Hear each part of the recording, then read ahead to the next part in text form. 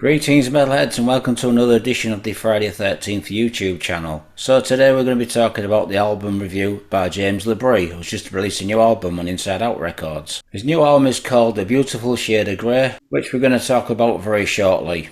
But for now I'm just going to give you an introduction. So as we all know, James Labrie is the frontman for Dream Theater, a fantastic progressive metal band that have been around for many years. Canadian-born singer James Labrie was born in 1963 in Canada. Now James's first career started out with another Canadian band called Coney Hatchet. Some of you guys out there may remember these guys.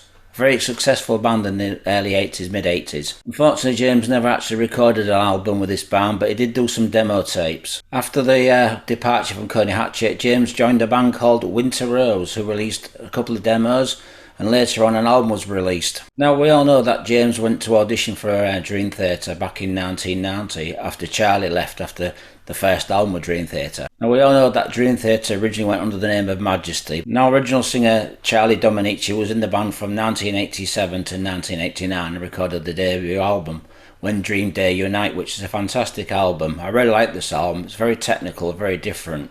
So if you've got it, you'll know what I mean. If you haven't got it, please check it out. It's a fantastic album for a debut. Although the production was lightweight, it's still a good album. As we all know, James had auditioned for Dream Theater. There were so many vocalists auditioned for the part for Dream Theater, even John Arch, former Fates Warning singer. So James joined the band back in 1991, and the band released their second album, Images and Words. As we all know, it's a successful, highly successful album, did extremely well, got some brilliant airplay on MTV, with songs like Pull Me Under. Now the band also released a second video for MTV called Another Day, which was a fantastic song.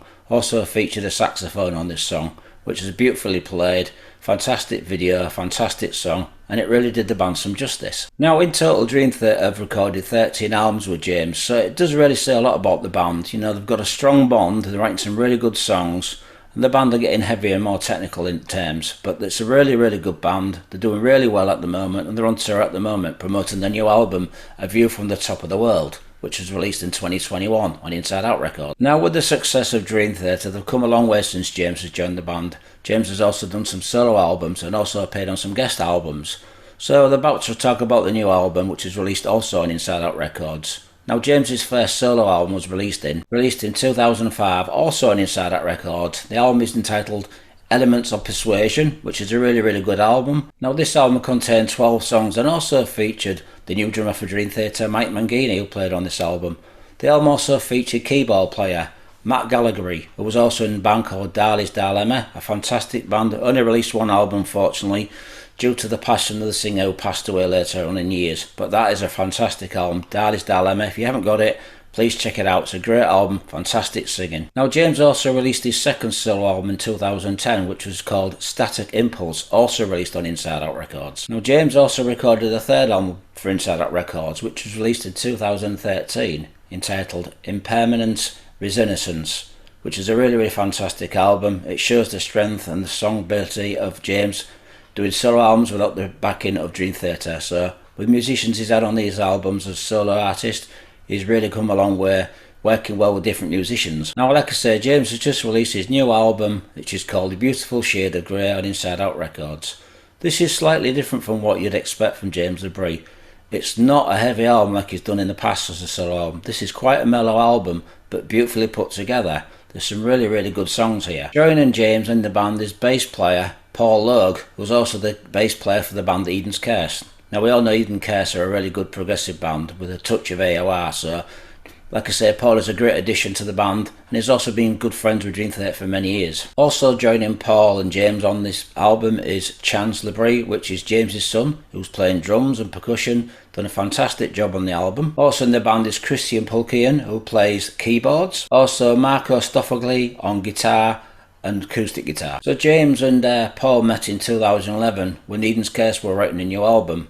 Paul approached James and asked if he'd be interested in doing the vocals for a song called No Holy Man, which is a fantastic song and was featured on one of the Eden's Curse albums. Now this is a pretty mellow album, like I said. It's a bit laid back, it's not as heavy as what James has done in the past, but it's a really good album. Features some really good songs, some beautiful playing, some great singing, and it comes with 11 songs. One of the songs is a Led Zeppelin cover called A Ramble On. Most of you out there will know the song. I'll probably appreciate what they've done on this, so check it out if you've got the chance to hear the album. Now the songs on this album are called Devil to Drag, Supernova Girl, Give Me a Give and Take, Sunset Rain, Hit Me Like a Brick, Wildflower, and Science Calling, What I Missed, I Am Right, Rambling Man, like I said, is a cover of Led Zeppelin, and electric version of Devil in Drag. Now, Devil in Drag, the first opening song on the album, is a really cool song. It's got like a vibe of blues in it. It's really laid back. It's pretty cool. The way it's been put together is a catchy song. It's got some great vocals by James. It's got a real thumping vibe to it. You know, where you play your acoustic guitar and you're just tapping your foot on the floor. It's got that vibe to the hard rock blues. Now, the next song, Supernova Girl, kind of reminds me a little bit of Dead Daisies, Y&T. Thumping song, hard rocky blues. Like I say, it's no electric guitars on here, it's more acoustic with bass, keyboards and drums. James does a fantastic song on this album, and it's a really well thought out song. Now the third song, Give and Take, kind of reminds me a little bit of Opeth. What Opeth do when they do laid back stuff. So I guess you could say this could be a little hint of Opeth in it, even though it's not Opeth. But it's a good song anyway, catchy, great vocals, great playing. Really enjoyable song. Now the next song is called Sunset Rain. I really like this song. It kind of reminds me of Fate's Warning. Something they would have done back off the Perfect Symmetry album with the cello and violins. Also reminds me a little bit of Conception, what they're doing these days. Now the next song is called Hit Me Like a Brick. This is a really cool song, catchy. It's got some great melodies, some great playing. It's a really fantastic song. You know, it's got that vibe of Dream Theater without the electric guitar.